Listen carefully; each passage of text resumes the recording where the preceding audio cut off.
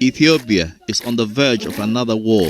የትግራይ ሰላም ኃይሎች ቲፒኤፍ ዋና ዓላማ በትግራይ ስልጣን ላይ ያሉትን ማስወገድና የህወሓትን ያፈና መዋቅር ማፈራረስ ነው ሲሉ ሜጀር ጀነራል ዘውዱ ኪሮስ ገለጹ።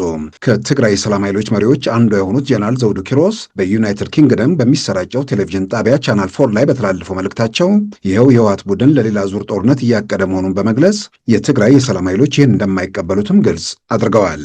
ዋና ዓላማ ናትና ካብኡ ዘሎ ኃይል ምውጋድ መቀተና ጭቆና ኃይለው እንእታፋነ ስርዓትና ይተፈለፍ ኩገድ ምግባር እንደገና ኻሊእ ኮይናት ይሓስበሉ አነ ዘይ አምናለሁ ቲፒኤፍ አይቀበሉን። በትግራይ ህዝብ ውስጥ በመሪዎቹ መካከል የተፈጠረው ክፍል እንዲሁም ትግራይ የጦርነት አውድማ ልትሆን ነው በሚል የተፈጠረውን ስጋት በተመለከተም ከጋዜጠኛ ጀማል ኦስማን ጥያቄ የቀረበላቸው ዘውዱ ኪሮስ ስጋቱ ትክክለኛ ስጋት እንደሆነ በመግለጽ ካለው ተጨባጭ ሁኔታ አንጻር ጦርነቱን ማስቀረት የሚቻልበት ሁኔታ እንደሌለም አመልክተዋል። New force is rising in the northern Tigray region.